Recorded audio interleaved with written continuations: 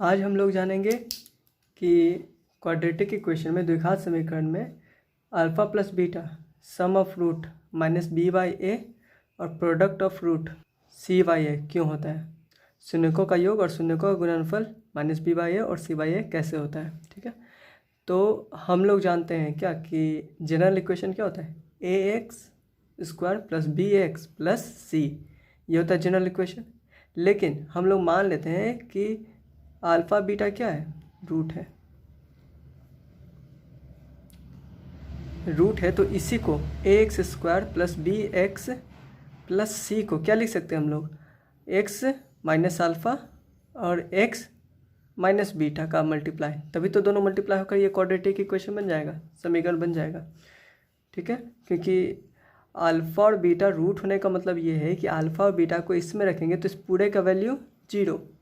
तो हमें पता है कि इसको जब हम तोड़ते हैं तो 2 नंबर में तोड़ते हैं और तोड़ने के बाद दोनों का मल्टीप्लाई 0 होता है। ठीक है, दोनों का मल्टीप्लाई 0 होता है, जो दोनों किसके बराबर होता है, 0 का। अगर यहाँ पर अल्फ़ा रखेंगे तो अल्फ़ा माइनस अल्फ़ा 0, तो ये पूरा 0। अगर बीटा रखेंगे तो ये पूरा 0, इसलिए अल्फ़ा और बीटा क्या है, इस इक्वेशन का सॉल्यूशन है, रूट है। तो इसका भी होगा, मान लिए, क्योंकि इसी का क्या है, एक रूट है ये। ठीक है, तो इससे हम लोग तोड़ते हैं, गुना करते क्या हो जाएगा, एक्स, सॉरी यहाँ पर एक्स होना चाहिए, हो गया गलती से, तो एक्स स्क्वायर हो गया। ठीक है, अब एक्स को मल्टीप्लाई किए बीटा से तो माइनस बीटा एक्स, और एक्स को गुना किया अल्फ़ा से माइनस अल्फ़ा एक्स, और अल्फ़ा इंटू बीटा तो minus minus plus alpha into beta.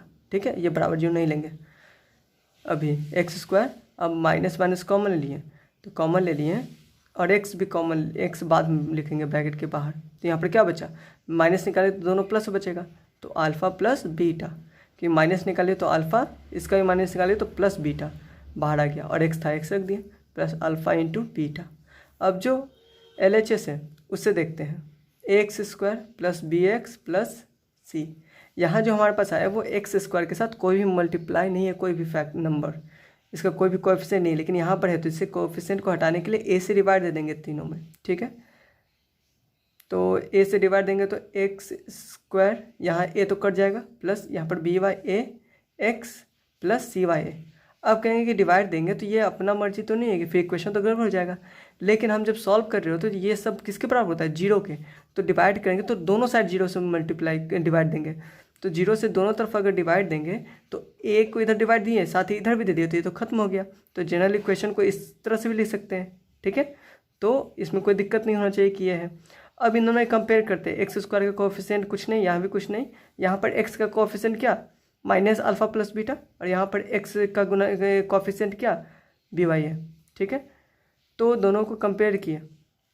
ठीक है, तो माइनस अल्फ़ा प्लस बीटा कितना हो गया, बी वाई है, और ये अल्फ़ा प्लस बीटा कितना हो जाएगा, माइनस बी वाई है। ठीक है, माइनस उधर जाएगा तो माइनस बी वाई है। ठीक है, यहाँ पर ये नहीं कि माइनस हो गया तो प्लस में होगा, यहाँ -1 मल्टीप्लाई में है। अल्फ़ा प्लस बीटा को क्या लिख सकते हैं, माइनस अल्फ़ा प्लस बीटा को लिख सकते हैं -1 इंटू अल्फ़ा प्लस बीटा। ठीक है, तो ये -1 मल्टीप्लाई में है तो उधर क्या, तो डिवाइड में हो गया, तो भी तो माइनस में रह जाएगा। ठीक है, तो इस तरह से माइनस अल्फ़ा प्लस बीटा बराबर क्या होगा, माइनस बी बाई ए। अब कांस्टेंट को कंपेयर करते तो यहाँ पर अल्फ़ा इंटू बीटा और यहाँ पर क्या है, सी वाई ए, तो अल्फ़ा इंटू बीटा बराबर क्या हो गया, सी वाई ए। यही हमारा हो गया कि बी वाई ए कैसे होता है और सी वाई ए कैसे होता है। ठीक है, तो इसी अल्फ़ा प्लस बीटा शून्यकों का योग minus B by A, alpha into beta C by A, इसी का यूज करके हम लोग अभी सीखेंगे कि कैसे निकालते हैं रूट। ठीक है, तो एक क्वाड्रेटिक इक्वेशन लेते हैं हम लोग, x square plus 12x plus 35 is equal to 0। ठीक है, हम लोगों को ये आसान तरीका होता है, कैसे ये सॉल्व करेंगे, ये देखो। पहले हम लोगों को क्या पता है कि अल्फ़ा प्लस बीटा कितना है, अल्फ़ा प्लस बीटा कितना है, बी बाई ए, तो माइनस बी, तो यहाँ पर प्लस है तो -12 हो गया, और ए तो कुछ है नहीं तो 12 ही रह गया। ठीक है, तो ये अल्फ़ा प्लस बीटा है, हमें तो अल्फ़ा और बीटा तो पता नहीं है, लेकिन दोनों का सम पता है कि दोनों का सम कितना है, -12 है। ठीक है, तो हम लोग चाहेंगे कि एक ऐसा पॉइंट मिले, ठीक है, जो देखो हमें नहीं पता कि ये कितना है। अल्फ़ा प्लस बीटा करने का मतलब क्या, कोई भी नंबर है उन दोनों को जोड़ रहे हैं तो वो दोनों कितना आ रहा है, जोड़ने पर 12 आ रहा है। ठीक है, दोनों को जोड़ने पर 12 आ रहा है, तो हमें इसका एवरेज निकालेंगे। एवरेज निकालने के लिए क्या करते हैं, औसत निकालने के लिए इसको 2 से भाग दे देते हैं। तो 2 से भाग देंगे तो हमारे पास आ गया 6 -6। -6 क्या होगा, एवरेज निकालने का मतलब क्या, एकदम बीचों बीच वाला। जैसे कि किसी 2 नंबर का हम लोग एवरेज निकालते हैं, जैसे मान लें कि 6 और 10 का एवरेज निकालते हैं, तो क्या करेंगे 6 + 10 और डिवाइडेड बाई 2, तो कितना हो गया 16/2 यानी 8।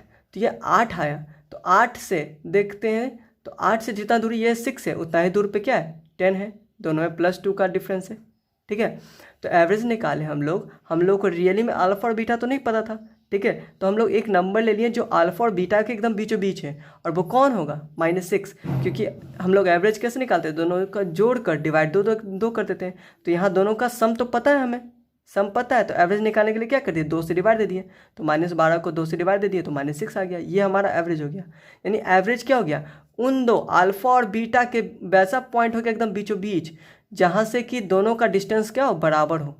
ठीक है, तो मान लिया कि दोनों का डिस्टेंस d है अगल बगल। ठीक है, तो अल्फा इस तरह से कितना हो गया, तो अल्फा हो गया हमारा, अल्फा कितना हो गया -6 से d कम, तो -6 से d कम माइनस कर दिए। बीटा क्या होगा -6 से d आगे, तो -6 से d आगे। ठीक है, ये हमारा अल्फा बीटा आ गया। तो लेकिन हमें पता है क्या कि अल्फा और बीटा दोनों का मल्टीप्लिकेशन कितना होता है CYA, तो C कितना 35 लिख दिए। ठीक है, तो अल्फा इंटू बीटा, अल्फा बराबर -6/d, -6 -d, और बीटा का मान -6 + d, मल्टीप्लाई करना है -6 + d। ठीक है, 35। अब यहाँ देखो फॉर्मूला बन गया a + b और a - b। ठीक है, इसको उल्टा भी कर सकते हो, कोई दिक्कत नहीं है, a + b और a - b बन गया। तो फॉर्मूला बन गया, तो इसको क्या होता है a² - b², तो a के जगह पे कितना है -6 का स्क्वायर, और d चेंज है तो d का स्क्वायर, तो -d का स्क्वायर, a² - b² बराबर 35। ठीक है, तो माइनस का स्क्वायर 36 हो गया, प्लस में माइनस आएगा तो प्लस हो जाना है। d² दूसरी तरफ गया, ये इधर आया, तो 36 - 35 बराबर कितना d का स्क्वायर, यानी घटकर 1 बराबर d इसका स्क्वायर। तो d बराबर कितना हो गया 1। अब यहाँ पर स्क्वायर से जब रूट में निकालेंगे तो +-1 निकल सकता है, तो दोनों में से कोई भी ले सकते हैं, चाहे +1 या फिर -1, कोई दिक्कत नहीं है, क्योंकि जब आगे हम लोग जाएंगे तो एक बार +1 करेंगे -1 करेंगे तो दोनों इंटरचेंज हो जाएगा, तो कोई दिक्कत नहीं, आंसर वही आएगा। ठीक है, तो -1 आएगा, तो अल्फा बराबर कितना था -6 - d, तो d आ गया -1, तो -6 - 1 तो -7। बीटा हम लोगों ने क्या माना था -6 + d, तो -6 + 1 यानी कि -5, यानी कि अल्फा एक रूट माने थे -6 और बीटा माने थे एक रूट जो -5, तो -7 - 5 हो गया हमारा इस इक्वेशन का रूट। ठीक है, तो इसी तरह से एक और क्वेश्चन देखते हैं हम लोग। क्वेश्चन है x² - 18x + 77 = 0। तो हम लोग को क्या करना है, पहले अल्फा प्लस बीटा निकालना है। अल्फा प्लस बीटा तो हमें पता है कि 18 है, यहाँ माइनस पहले से, और -b/a होता है, माइनस इंटू -b/a। ठीक है, -b/a होता है, तो माइनस पहले से है और -b का है -18। ठीक है, तो बराबर क्या हो गया 18। तो हम लोग को एवरेज निकालना है, तो 18 का एवरेज कितना हो गया 9। एवरेज कितना हो गया, average of alpha plus beta, यानी कि दोनों शून्यकों का औसत कितना हो गया, औसत हो गया कितना 9। ठीक है, अब अल्फा और बीटा जो है उसके बीचों बीच क्या आ गया 9 आ गया। तो मान लिया कि यहाँ से यहाँ तक कितना d के डिस्टेंस पे, और यहाँ से यहाँ भी d के डिस्टेंस पर है। ठीक है, बीटा। ठीक है, तो हमारा अल्फा कितना हो जाएगा, अल्फा हम लोग मान लिया क्या 9 में से माइनस गया d, और बीटा कितना हो गया, अल्फा 9 में से कितना हो गया प्लस हो गया d। ठीक है, अब हम लोगों को पता है कि अल्फा इंटू बीटा दोनों का जो प्रोडक्ट है वो कितना है 77 है। ठीक है, तो गुना करते हैं 9 - d मल्टीप्लाइड बाय 9 + d = 77। तो a - b a + b हमेशा यही फॉर्मूला आएगा। ठीक है, तो कर देंगे, तो 9 का 81 और ये d² का -d² बराबर 77। अब ये इधर जाएगा, d² उधर आएगा, बराबर कितना d²। ठीक है, अब ये घट गया तो कितना हो गया, घट गया तो 4 हो गया। ठीक है, अब ये d², तो d² बराबर कितना, d बराबर जब d करेंगे तो यहाँ पर रूट में जाएगा, तो रूट में जाएगा तो 2 हो जाएगा, तो यहाँ +-2 लेने की कोई जरूरत नहीं है, माइनस भी लेंगे तो वही आंसर आएगा। ठीक है, तो इसलिए अल्फा कितना हो गया 9 - d था, तो 9 - 2 7, बीटा कितना था 9 + d यानी 9 + 2 यानी 11। ठीक है, तो हमारा दोनों रूट निकल गया, अल्फा बराबर 7 और बीटा बराबर 11। तो इस तरह से दो निकल गया हम लोग का। ठीक है, अभी तक हम लोग जो क्वेश्चन देखे थे उसके एक्स स्क्वायर के गुणांक में कोई नंबर नहीं था, जैसे x square plus 11x minus 4 बराबर 0। तो यहाँ पर कोई भी कोएफिशिएंट नहीं था, इसका कोई गुणांक नहीं था। अगर यहाँ गुणांक हो जाए तो कैसे करेंगे, तो मान लिया यहाँ पर 3 है। ठीक है, तो हमें क्या करना है, यहाँ पर कोई भी कोएफिशिएंट नहीं होना चाहिए, नहीं होना चाहिए तो 3 को डिवाइड देंगे, 3 से सभी को डिवाइड दे देंगे। तो एक्स स्क्वायर और 3 से डिवाइड देंगे, तो 3 से डिवाइड देंगे तो 3 3 खत्म हो गया। लेकिन यहाँ पर तो रह जाएगा ना 3, यहाँ भी रह जाएगा। ठीक है, तो हमें यहाँ पर खत्म करना था, तो उतना ही नंबर से डिवाइड दे दिए। और जब इधर डिवाइड देंगे 3 से तो वो 0 ही रह जाएगा, इसलिए इधर करने की जरूरत ही नहीं कुछ। तो क्या बन गया, x square plus 11/3x minus 4/3 equals to 0। ठीक है, ये हो गया। अब क्या करेंगे, अब वही काम करेंगे। हम लोग को पता है कि अल्फा प्लस बीटा बराबर कितना, -b/a, तो -11/3, -11/3। ठीक है, और क्या करेंगे, हमें इसका एवरेज निकालना था, औसत निकालना है। तो एवरेज क्या हो गया, अल्फा प्लस बीटा का एवरेज, तो जो भी रहता है उसको हम लोग डिवाइड करते 2 से। तो 2 से डिवाइड करने का मतलब 1/2 से मल्टीप्लाई, यानी -11/6। ठीक है, तो जो हम लोग अल्फा और बीटा माने थे तो उसके एकदम बीचों बीच में कौन पड़ रहा है, बीचों बीच में -11/6 हो रहा है। तो यहाँ से यहाँ तक आने में कितना, d, यहाँ से यहाँ तक आने में कितना, d। ठीक है, तो अल्फा क्या हो गया, -11/6 में से d कम, और बीटा कितना हो गया, -11/6 में से d ज़्यादा। ठीक है, अब चूँकि हमें पता है, क्या पता है कि अल्फ़ा इंटू बीटा क्या होता है, अल्फ़ा इंटू बीटा बराबर -4/3, यहाँ पर दिया हुआ है, लिख दिए। तो अल्फ़ा कितना हो गया, -11/6 माइनस, तो यहाँ पर -11/6 minus D multiplied by -11/6 plus D equals to -4/3। यहाँ पर a का स्क्वायर -11/6 का स्क्वायर माइनस डी का स्क्वायर इज इक्वल टू -4/3। ठीक है, अब ये हो गया 121/36, स्क्वायर कर दिया, माइनस है तो स्क्वायर है तो माइनस खत्म, माइनस डी का स्क्वायर -4/3। अब ये इधर उधर हो जाएगा, तो 120/36 प्लस 4/3, और इधर क्या तो डी का स्क्वायर। ठीक है, तो इन दोनों का एलसीएम निकाले तो क्या 36, और ये हो गया कितना 121 प्लस ये डिवाइड दिया 12, 4 से गुना 48 डी स्क्वायर जोड़ दिए, 169/36 बराबर डी का स्क्वायर। तो कितना हो गया, √169/36 डी का स्क्वायर। अब ये डी है तो स्क्वायर खत्म ना, रूट हो गया। ठीक है, अब यहाँ पर हो गया क्या, रूट रहा है तो 13/6, ये हो गया हमारा डी। तो हम लोग अल्फ़ा क्या माने थे, अल्फ़ा माने थे हम लोग -11/6 माइनस डी, -11/6 माइनस डी यानी कि 13/6 यानी कि -6। ठीक है, और ये -11 -13 मतलब क्या हो गया कितना, -24/6 कट गया 4 -4, ये हो गया अल्फ़ा। बीटा भी इस तरह से निकाल लेंगे। ठीक है, चलो, तो इस तरह से क्वेश्चन है जो बनाते हैं। चलो, तो एक और लास्ट देखते हैं जो रूट में होता है। तो एक क्वेश्चन है √3x² plus 11x plus 6√3 equal to 0। तो यहाँ तो हमें कोई कोएफिशिएंट नहीं चाहिए तो इसे √3 से सभी जगह डिवाइड देंगे। तो यहाँ √3 से डिवाइड देंगे तो खत्म हो गया, तो x² plus 11 divided by √3x plus 6, यहाँ भी √3 नीचे देंगे डिवाइड तो कट जाएगा बराबर 0। अब यहाँ पर हमें क्या पता है कि अल्फ़ा प्लस बीटा बराबर कितना है, -11/√3। ठीक है, और अल्फ़ा इंटू बीटा बराबर कितना है 6। तो हमें एवरेज चाहिए इसका, तो average of alpha plus beta हो गया -11/2√3, डिवाइड करेंगे 2 तो यहाँ तो मल्टीप्लाई होगा नहीं, रूट में है इसलिए।